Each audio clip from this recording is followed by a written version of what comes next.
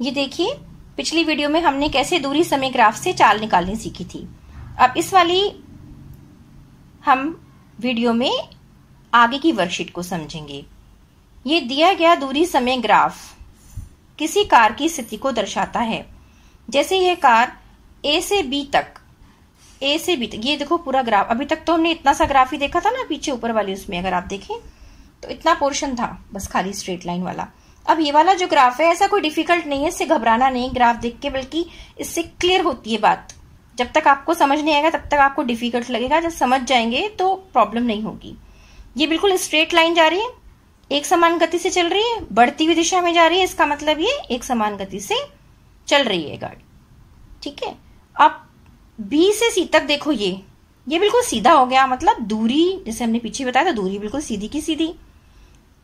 3 kilometre पर है तो 3 पर ही रह गया, इसका मतलब विराम अवस्था है ये बी से सी। ठीक, अब सी से डी तक फिर देखो, फिर ये वैसे शुरू हो गया बढ़ता बढ़ता। तो फिर सी से डी, ये देखिए ये ऐसे खड़ा जा रहा है बिल्कुल ग्राफ, इसका मतलब और अधिक चाल से वो चला, क्योंकि अब देखिए दूरी ज्यादा तय कर ली उतने ही समय में। पहले इतने समय में इतनी दूरी तय करी थी, अब इतने कम समय में वो कितनी ऊपर तक पहुंच गया, इसका मतलब उसकी चाल बढ़ गई। तो यहाँ ग्राफ को देखकर आप कितनी अच्छी तरह से बता सकते हैं कि वस्तु कितनी तेज चाल से चल रही है, तेज से चल रही है, कम से चल रही है, या वो विराम अवस्था में। क्लियर।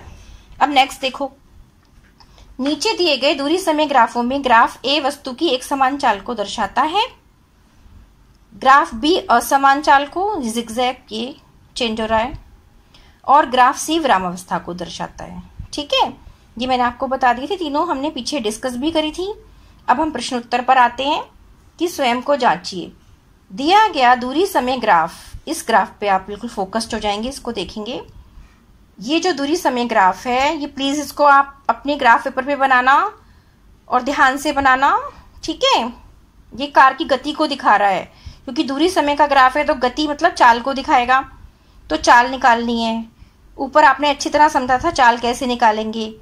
कोई भी 2 बिंदु ले लेंगे, उन 2 बिंदु को ऐसे करके यूं मिला देंगे, ट्रायंगल बन जाएगा। उस ट्रायंगल में इधर वाले जो नीचे एक्स एक्सिस के पैरेलल वाली जो दूरी मिलेगी वो आपको मिलेगी समय की, और ये जो आपको स्थिति ये वाली मिलेगी, ये मान जो होगा वो दूरी का होगा, और ये वाला मान जो होगा जो नीचे से मिलेगा वो होगा समय का, क्योंकि एक्स एक्सिस पर समय होता है, वाई एक्सिस पर दूरी होती है। तो आप इन दोनों की वैल्यू को, जो वैल्यू आएगी इसको और इसको, इस दूरी की वैल्यू को आप समय की वैल्यू से डिवाइड कर देंगे तो आपके पास चाल आ जाएगी। ओके, क्योंकि यूनिफॉर्म है, ये एक समान गति से चल रहा है, तो कहीं पर भी आप पॉइंट जमाना, यहाँ पूरा का पूरा खाना ले लो तो भी चाल वही आएगी। इस बिंदु को इस बिंदु को ले लो, ये मेरी मर्जी है, जो आपको कन्वर्ट, इस बिंदु से और इस बिंदु को लेके फिर आप बना दीजिए त्रिभुज।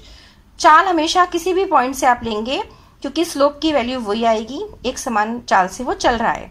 नेक्स्ट पे आइए, एक समान चाल और असमान चाल में अंतर, ये तो आप लिख देंगे, एक समान चाल और असमान चाल में अंतर। ठीक है, उसके बाद किसी वस्तु की गति की निम्न अवस्थाओं में उसका दूरी समय ग्राफ बनाइए। वस्तु विराम अवस्था में दूरी समय ग्राफ, ये हो जाएगा विराम अवस्था। असमान चाल से गतिशील वस्तु का, ये हो जाएगा जिगजैग।